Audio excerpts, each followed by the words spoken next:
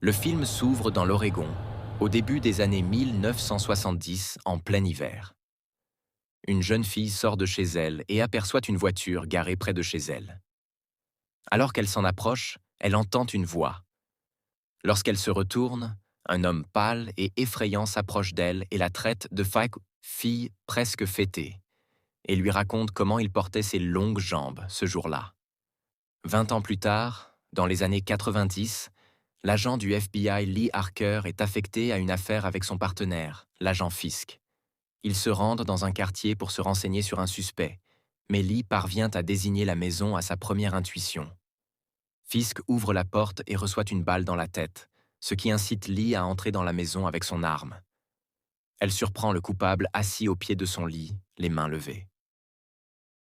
Lee rencontre son supérieur, l'agent Carter, qui est impressionné par sa perception et soupçonne qu'elle pourrait avoir des dons psychiques. Il lui confie une affaire de meurtre qui dure depuis des décennies et concerne plusieurs familles assassinées par les pères avant de se suicider. Sur les lieux de chaque crime, on a retrouvé des lettres portant des symboles sataniques et des codes, toutes signées Longlegs. Carter invite plus tard Lee chez lui, où elle rencontre sa femme Anna, Carmel Amit, et sa fille Ruby. Ruby invite Lee dans sa chambre, où elle lui dit qu'elle voulait être actrice plutôt qu'agent. Ruby l'invite à son prochain anniversaire. Lee ramène son travail chez elle, dans une cabane isolée. Elle entretient également une relation difficile avec sa mère Ruth, qu'elle tente de contacter. Quelqu'un frappe alors à sa porte et elle va enquêter. Elle regarde par la fenêtre et aperçoit une silhouette dans les bois.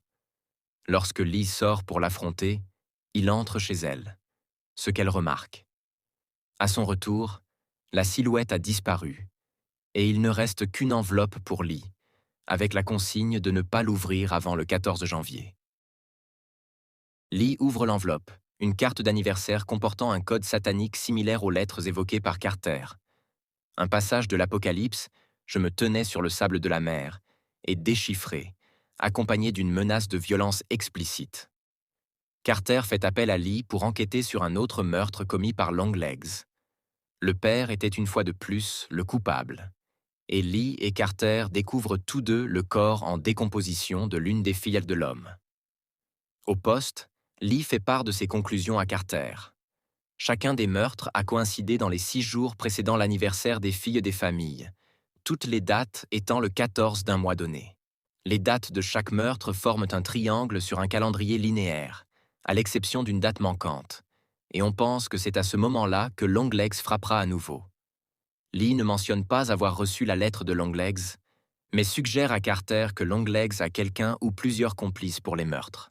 Quelque part dans le quartier, Longue Jambe, aux cheveux filasses, au visage bouffi et à la peau blanche comme la craie, se rend dans un magasin pour s'approvisionner. Il tente de faire des bêtises à la vendeuse adolescente, mais elle le reconnaît comme un type bizarre du coin. Longue Jambe rentre chez lui, hurlant comme un dingue. Lee et Carter enquêtent sur la famille Camera. Leur fille, Carrie Ann, est la seule survivante de leur rencontre avec Longlegs, car elle était à l'école lorsque son père a commis les meurtres. Carter confie à Lee qu'il sait que Lee a déjà rencontré Longue Jambe lorsqu'elle était enfant, une rencontre qu'elle semble avoir oubliée. Lee rend visite à Ruth, qui semble être une fanatique religieuse qui encourage toujours Lee à prier, même si elle affirme ne jamais le faire. Ruth dit à Lee qu'elle a de la chance d'avoir grandi et vieilli grâce à ce qu'elle a fait pour elle.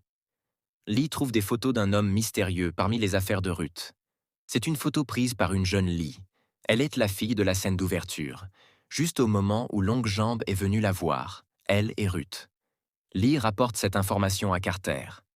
Grâce à cette photo, le FBI parvient à retrouver et capturer Longlegs, qui affirme s'appeler Dale Ferdinand Coble, en vrai. Dans une brève vidéo d'interrogatoire, Longlegs s'adresse à Lee et lui chante d'une voix étrange « Joyeux anniversaire ». Lee se rend dans la salle d'interrogatoire pour lui parler personnellement et déterminer qui pourrait être ses complices. Il explique qu'il sert l'homme d'en bas, Satan, et que Lee devrait interroger sa mère sur les personnes avec lesquelles il aurait pu collaborer. Longlegs souhaite un joyeux anniversaire à Lee avant de lui fracasser violemment le visage contre la table, le laissant couvert de sang et sans nez avant de mourir.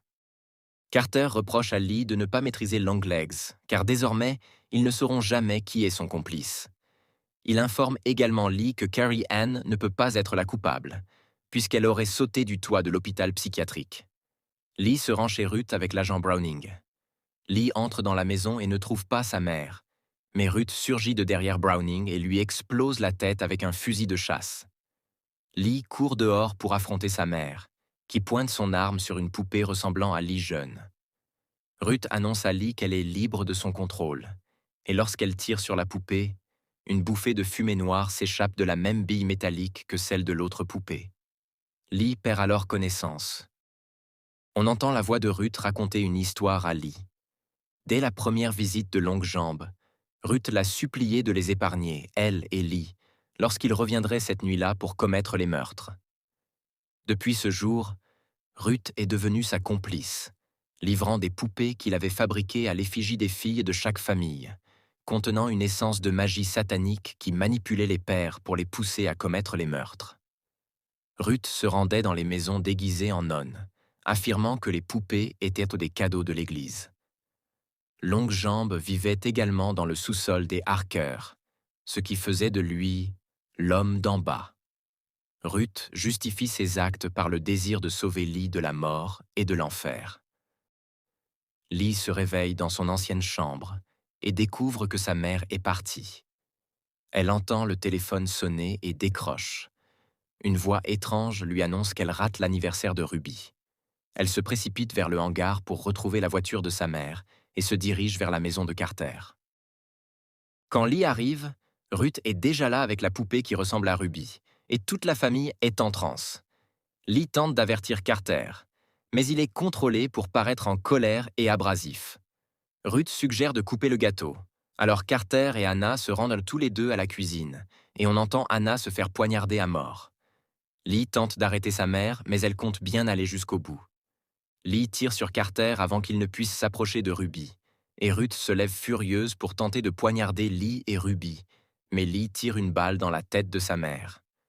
Lorsque Lee tente de détruire la poupée, elle est à court de balles et quitte simplement la maison avec Ruby. La dernière fois que nous voyons Longlegs, c'est assis dans la salle d'interrogatoire, riant de manière moqueuse de sa victoire dans son plan avant de terminer par « Hail Satan » et d'envoyer un baiser aux téléspectateurs.